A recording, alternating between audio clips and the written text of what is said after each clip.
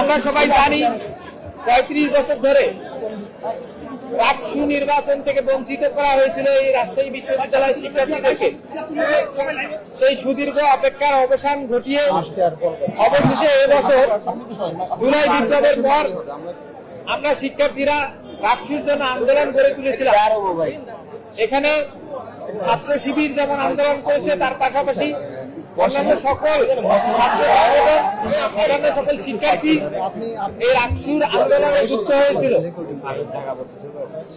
নানা জল্পনা কল্পনার পর রাকসু বানচালকারী গোষ্ঠীর অপতৎপরতার বিরুদ্ধে গিয়ে চারবার নির্বাচন পেছানোর পরেও আমরা আজকের এই দিনে নির্বাচনটা সম্পন্ন করতে পেরেছি আলহামদুলিল্লাহ। এজন্য আমরা আল্লাহর কাছে শুকরিয়া আদায় করি। আল্লাহ তাআলা আমাদের ৩৫ বছরের অচলাবস্থা দূরীকরণে ভূমিকা রাখার তৌফিক দান করেছে আলহামদুলিল্লাহ।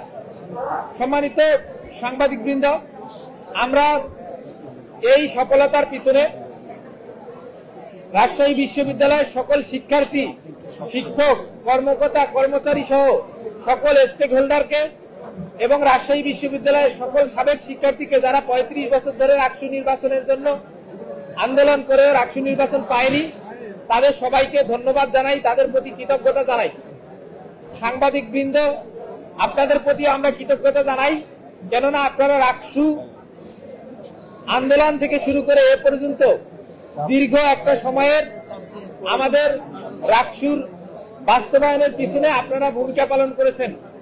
আপনাদের সবাইকে আমরা কৃতজ্ঞতা জানাই। আমরা রাকসুর প্রতিনিধি নির্বাচিত হয়েছি। আজকে রাজশাহী বিশ্ববিদ্যালয়ের রাকসুর ভিপি হিসেবে আমি নির্বাচিত হয়েছি, জিএস হিসেবে সালাউদ্দিন আম্মান নির্বাচিত হয়েছে এবং এজিএস হিসেবে নির্বাচিত হয়েছে সালমান সাব্বির ভাই, এবং সিনেট সদস্য বৃন্দ আছেন আকিল বিন তালেব, ফাহিম রেজা সহ সকল নির্বাচিত প্রতিনিধি সবাইকে আমি আমার পক্ষ থেকে শুভেচ্ছা জানাই এবং সবাইকে এই বিজয় আল্লাহর শুকরিয়ার মাধ্যমে উদযাপন করার এবং নিজ নিজ ধর্ম অনুযায়ী উদযাপন করার এবং শিক্ষার্থীদের ম্যান্ডেট অনুযায়ী তাদের কাজ করার জন্য আহ্বান জানাই। আমি যারা বিজিত হয়েছেন, এই রাজশাহী বিশ্ববিদ্যালয়ের যারা বিজয়ী হয়েছেন তাদের থেকে বিজিত যারা হয়েছেন অর্থাৎ পরাজিত যারা হয়েছেন তাদের সংখ্যা বেশি।